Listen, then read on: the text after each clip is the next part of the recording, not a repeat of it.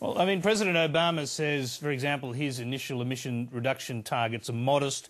They won't satisfy many environmental groups, but they are an extraordinary first step. Well, Kevin Rudd essentially says the same thing about the bill here, that you've got to get something through in order to make that first step. Yet you're blocking that first step. Why not do as Tim Flannery says and allow that first step to happen and then work harder to increase the targets over time? Well, first let me say I enormously respect Tim Flannery, and I think the interview you did with him the other night was terrific in helping inform us all about a very complex issue. But he's wrong when it comes to the politics. He's wrong because the US legislation is much stronger than the Rudd legislation. As I said, the target is more than 3 times the reduction in greenhouse gases when you compare it with the Australian aim, even though it's short of world standards. But the other side of that is we cannot, even if we were inclined to, if we dropped our principles and we dropped our concern for the country and the planet that coming generations are going to inherit if you listen to what the scientists are saying, the real information here, we couldn't give the government the numbers that they need, the 2 other independents. And the challenge to Tim is how are you going to talk around the arch nouveau sceptic in Senator Fielding? It's not going to happen. And what is going to happen here, Tony, is that the government and the opposition are very shortly going to get together and pass legislation with these unsatisfactory targets and a delay of 1 year, which the Greens have been saying you shouldn't be entertaining. But they've agreed on those 2 major factors, and there's a little bit of tinkering with compensation and so on, which will see the opposition support the government to get this legislation through in the coming months. Well, that's your political problem, isn't it? I mean, pragmatically, that's what's going to happen very likely. Malcolm Turnbull will get a number of Liberal senators, if not all of the Liberal senators at least, to vote for it because he wants to avoid a double dissolution election on this issue. That therefore deals the Greens out of the equation. You've got no cards to play with. No, quite wrong. I mean, that sort of pragmatism which sells out the future is not a problem for us. That's a problem for the community. The Greens are very strong on this. We're very sensible. We're very responsible. We're responding to the science that the world and the economic opportunities that the world's best experts are saying we need to look at and we need to take up. But when it comes to the political environment in Canberra, it is way short of recognising the need to take a world lead. And as the United Nations has said in the last few weeks, the rich countries are going to hold back the rest of the world because they're setting their targets and they're not prepared to take the action that's commensurate with the threat of climate change. Let me just put it this way. We listen to the coal industry talking about its 28,000 jobs, and those jobs are important, and we Greens would look straight to them and have people assured that in the coming years they'd be able to reskill and go across to other jobs. There's 63,000 jobs on the Great Barrier Reef and 128,000 jobs in the Murray Darling Basin, and this legislation will pull the rug from under both those entities. It is going to allow massive damage to the reef and to the Murray Darling Basin, for one. That assumes, of course, that the higher target, which if the world agrees on the higher target, won't come into place.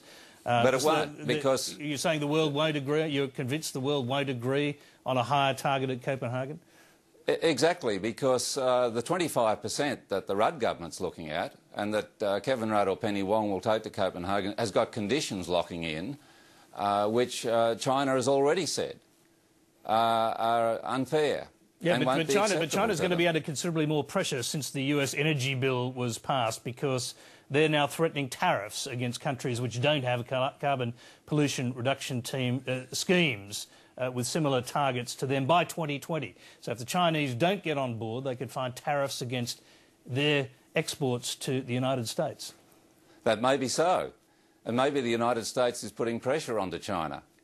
But the legislation we have here in the Australian Parliament is a disincentive for China, because it's simply saying we're not going to deal with that legislation. Don't put onto us, don't write in conditions on us which are unacceptable because you're not prepared to aim for a target of 40%. Okay. Now, the Greens say that's the target that we should be aiming at, and the government should step up to the standard that the Greens are putting forward. It's not a case of us stepping back. Well, you can make if I could interrupt you, Bob. I mean, you can make that case, Bob Brown. You can make that case because your votes don't really count. You have the cover of Senator Fielding to blame for the legislation not going through. If it were your votes that counted, would you be voting for a first step, or would you be solidly against this legislation and preventing it from happening? No, this legislation is a prescribed failure which locks Australia into a system for until 2020, which, if the rest of the world were to follow, would see catastrophic climate change with a massive impact on the, not just the environment but the economy that's being predicted. Now, we can't allow that to happen, Tony, and I go back again. Are you or I prepared to simply say we'll lock into this and lose the Great Barrier Reef and the 63,000 jobs there? We Greens are not. We are more studied and informed on this particular issue than the other parliamentarians. Right. We've been looking at it for many years, and this legislation it has inbuilt failure. It's got failure written into it, and the government needs to step up to where the Greens are to make Australia a success, not a failure. You're clearly getting frustrated with all your negotiations with the government. We've got a copy of your letter to the Prime Minister accusing him of, quote, contempt for reasonable communication. Are you threatening to vote against future time-sensitive government legislation in retaliation? No. We don't work that way. What I am saying to the Prime Minister there, and you'll see the last sentence, politics is a two-way street. Don't take us for granted. Kevin Rudd's been doing that. He's committed to a number of things which he hasn't carried through with. We helped the stimulus package through. We got an extra 500 million there, which is now creating jobs right across the country. But then, for example, on Thursday, in the middle of all that turmoil about utes and lost emails when we should have been dealing with multi-billion-dollar bills and indeed the climate change legislation, out comes a forest statement which is going to make climate change manifestly worse and which got written all through it. Further public spending into the industry which is destroying the nation's forests and woodlands is going to make greenhouse gas emissions much worse, and which is going to support Gunn's pulp mill. Yeah, no discussion with us. Let's enter into a dialogue here.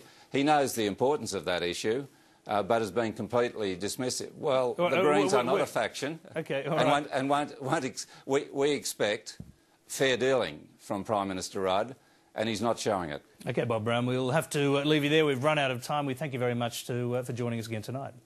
It's a pleasure. Thank you, Tony.